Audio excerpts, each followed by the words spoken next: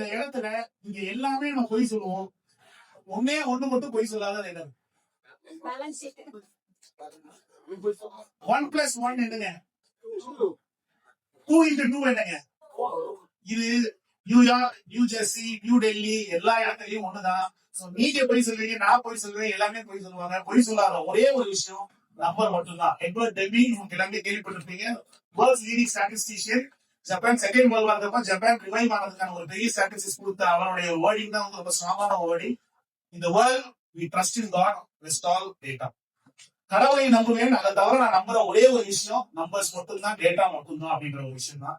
So இந்த இடத்துல அந்த ஒரு சின்ன ஒரு தாட்டோட நம்ம மைண்ட்ல வந்து நம்ம எல்லாமே நம்பர்ஸ்க்கு பின்னாடி மட்டும்தான் இருக்கும். I have many DNA friends from Madurai. நீங்க பார்க்க போகும்போது பிசினஸ் ஒவ்வொரு பிசினஸ் பண்ணுவோம். ஒருத்தவங்க கார்மெண்ட் பண்ணுவோம், ஒருத்தவங்க ஜுவல்லரி பண்ணுவோம், ஒருத்தவங்க சர்வீஸ் செக்டர்ல இருக்கும், எங்க வேணா இருக்கும். பட் எல்லாருமே ஒரு பிசினஸ் தான் பண்றோம். Business of business is to make profit. அந்த ப்ராஃபிட் இஸ் நம்பர்ஸ். சோ இந்த இடத்துல எந்த ப்ராடக்ட் வேணா பண்ணலாம், எந்த சர்வீஸ் வேணா பண்ணலாம். ஆனா நம்ம பண்ற பிசினஸ் ப்ராஃபிட் மேக்கிங் பிசினஸ் தான். இந்த ப்ராஃபிட் மேக்கிங் பிசினஸ் அப்படின்றது போகும்போது அது நம்பர்ஸ் மட்டும்தான். சோ இதுல எந்த விதமான ஒரு மாற்றமும் நமக்குள்ள யாருக்குமே அந்த இடத்துல வேரியேஷன் இருக்கவே முடியாது. நான் ஒண்ணு சொல்றேன், ஒரு பொய் சொல்றேன். 300 ரூபாய்க்கு ஷர்ட் வாங்கி 1000 ரூபாய்க்கு வித்தேன், 4 வருஷம். அப்ப லாஸ்.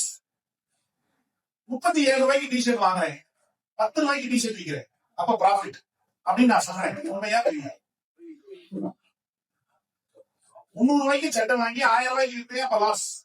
37 ரூபாய்க்கு டிஷர்ட் வாங்கினேன், 10 ரூபாய்க்கு டிஷர்ட் வித்தேன், அது ப்ராஃபிட். இத உண்மைன்றீங்களா பொய்ன்றீங்களா? இது உண்மை, நீங்க நம்பிதான். 1 லட்சம் ரூபாய் ரெண்டல் கொடுத்தேன், அப்ப லாஸ். 5 லட்சம் ரூபாய் இப்ப ரெண்டல் கொடுக்குறேன் மாசம், இப்ப ப்ராஃபிட். இது உண்மையா பொய்யா? இதுவும் உண்மைதான்.